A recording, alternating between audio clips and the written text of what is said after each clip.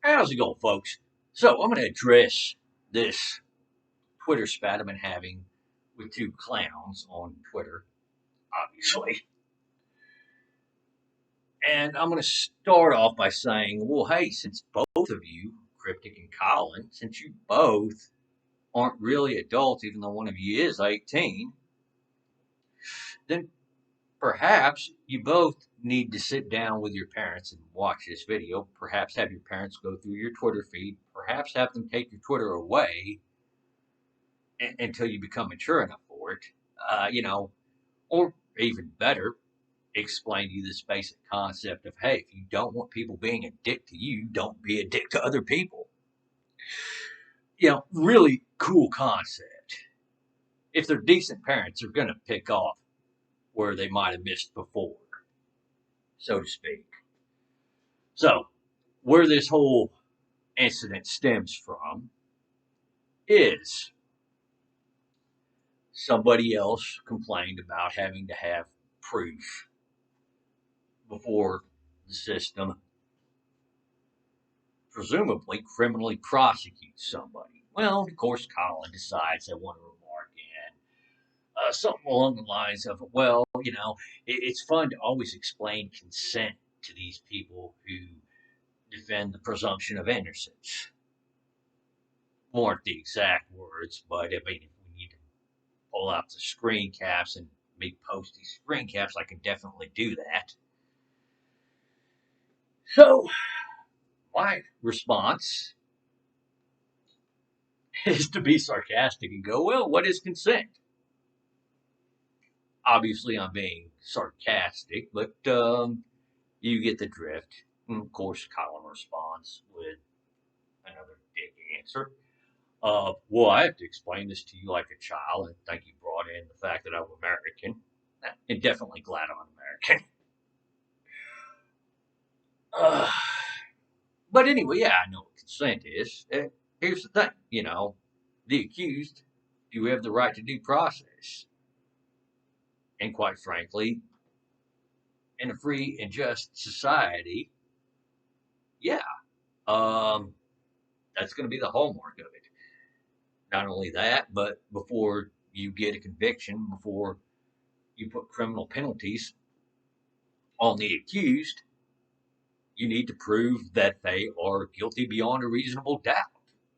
The second you start making exceptions to those principles, well, quite frankly, you don't get quite so many convictions on people who are actually genuine criminals harming other people. That stuff generally gets used by government officials, more so to prosecute people that they don't like. People in government don't like. That's one side effect of it. Another side effect of it is maybe zealous police start putting more people in jail without evidence just in order to secure their arrest rate and conviction rate. Same thing with prosecutors. There are plenty of motives for people working for the state to put people in jail. Believe it or not, that's the nature of government. So, with this being said, let's discuss some of the numbers that Colin brought up because there are a lot of issues with them. Well, let's start with the 1 in 4 women number. I don't buy that number. There's good reason for that. People who did this study, I use it loosely on this one, probably conducted what's known as surveys. And believe it or not, depending on which group of women you survey, where you survey them at, and what questions you ask, that changes the answer quite a bit. And the people conducting this, I'm pretty sure they're looking for state funding here, donations from other individuals, and stuff of that nature. How do you think they secure that? By pretending the problem is worse than it is or not as bad as it is? I mean, think of this. be it somebody who's in charge of appropriating government funding or has a hand in it anyway, like with our House of Representatives, or be it some wealthy donor. Hey guys, I want to conduct research into this. I mean, so far it's not shown to be a problem, but can you still give me the funding for it? Or, holy shit, guys, 1 in 4 women are being raped. We need more money to research this more. What do you think is going to get you more funding? Is what it boils down to. Now, moving on to the 2 in 10 number. Your studies claim that 2 in 10, you're claiming your studies claim that only 2 in 10% of rape allegations are false. Now, aside from one of those studies only having 136 cases in it, which, by the way, is way too small of a sample, any researcher that's worth their salt, anybody who's conducting research and knows what they're doing, is going to tell you that's way too small of a sample to begin with. But that's aside the point. The problem with these numbers is that it's not only 2 to 10%. It's just the cases that they proved 100% were false. That's it. Let's use this methodology to determine how many rape accusations, or maybe not the exact methodology, but a very similar methodology, to determine which rape accusations are true. 1%. I was actually shocked. I thought the number was going to be like 5 or 6%, something like that. But right there, I mean, according to this very logic, this is the number of rape accusations that turn out to be true.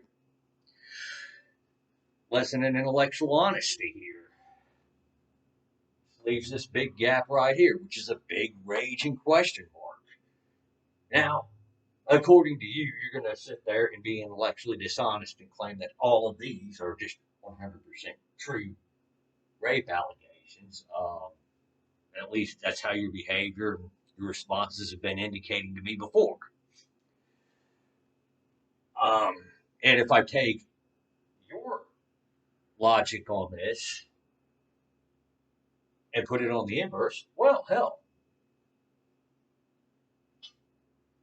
all of these are just false accusations. All of them. So you see where the problem lies. But, I happen to have some intellectual honesty, unlike you, and will say, yeah, there's a big fucking question on how many of these are real versus not real. Real versus false. Well, let's face facts. You don't care about that.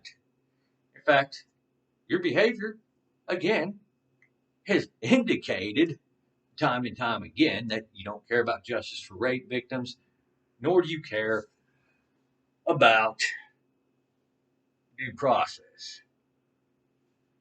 Well, and you revealed that to me, and quite frankly, I don't understand how you didn't think about this beforehand, but when you're trying so desperately to prove that society is just defending rapists, abusers, and stuff like that, and that false allegations are really rare, maybe what you shouldn't do is try to make false allegations against the person you're arguing with of sexual harassment, which is what you did in this thread, by the way.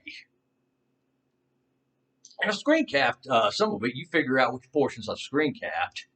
I obviously couldn't screen cap all of it because, again, most of this back and forth happened between my dwell period at work. Basically, when I got a little bit of free time because I don't have anything else I need to be doing at work or can possibly do. So I pull out my phone and check out Twitter. Now, obviously, the second, I do get my next task, well, yeah, I got to put down what I'm doing and get on it, do what I'm paid to do. And by the way, I'm not going to reveal that here, um, especially not to you, especially knowing the behavior of people who have a very similar ideology and method of arguing with people. By the way, that little accusation, that cryptic, I at first thought this person had protected their tweets just simply because they were feeding Colin stuff to say, and there were another feminist that didn't want to get destroyed by their own words. Oh, but it turns out, I guess, Cryptic is a little friend of Colin's, and the excuse that Cryptic used for having their tweets protected, Colin and Cryptic used for that, is, well, Cryptic was being stalked. Oh, hey, congratulations, because of your behavior, you've indicated to me that that's probably not true either. In fact, you're probably lying about that too. So there's a little lesson to be learned about lying. Furthermore, I claim I don't work 50 to 70-hour work weeks, which I'm going to presume that because you two go around lying all the time, that you think that everyone else does. Oh, yes, I do work on average 50 to 70 hours a week. So, yeah, I mean, I'm going to bring up the picture I shared with Colin there on the guns. I know Colin wanted to sit there and make the claim that I'm shoving my guns up my ass or something like that. I don't know the exact words. But it's something usually a lot of gun controllers love to throw out there. I'm not saying Colin is a gun controller, though I certainly see Colin being in that camp. So yeah, I figured I'd rub a freedom that I have, that I don't think that they have, in their face and present the picture of some of my guns. Yeah, if I didn't work 50 to 70 hours a week, how would I be able to afford all those nice toys? Nice toys like this. And let me stop right there and explain when I say toys, I'm not talking about child's toys. I know you like to pretend that I'm saying it literally when I say the word toy. So I'll say, yeah, this is a $4,000 rifle. If I didn't work 50 to 70 hours a week, how would I be able to afford that? I mean, I have obviously money to spend $2,300 on what is essentially a novelty for my collection. And by the way, have you seen the price of 50 Action Express ammo? I mean, shoot. Last time I checked, it was about $2 a round. So yeah, I wasn't lying when I said I work 50 to 70 hours a week.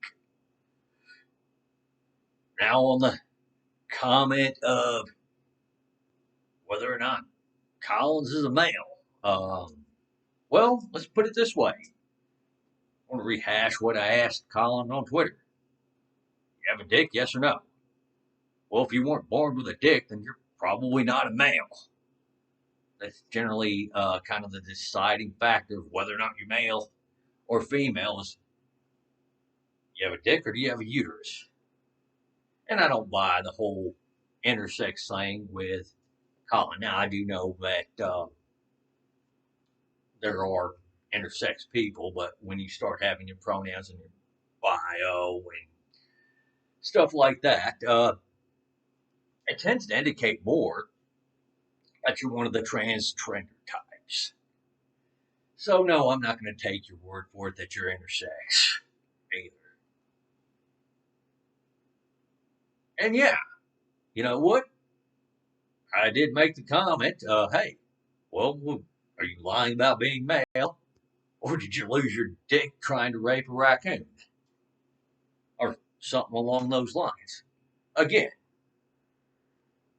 obviously, I'm trying to call Colin out on their, well, one, lying about being a male, because, obviously, Colin, you said, well, I don't hate men. I am a man. Again, not true. You making those sexist remarks about men, and then turns out you're not a biological male. So yeah, I am going to point that out to you. No, it's not sexual harassment. That's just me calling you out on being a liar. And again, cryptic. You continuing on with this lie isn't helping either of your credibility either.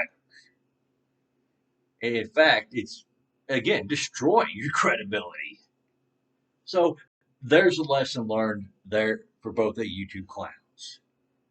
So y'all need to take this information and you need to actually start thinking about what you do a little bit more. And, get your parents involved. Again, as I say, show your parents the video. Let them see how you've been acting on Twitter. And if they're decent parents, they're going to sit down and explain with you why you're wrong. And, hey, maybe, again, don't pick fights with people. Don't be a dick with to a person. If you don't want them to be a dick back, just plain and simple. So, I'm going to wrap this up here. For anybody else watching, well, thank y'all for watching.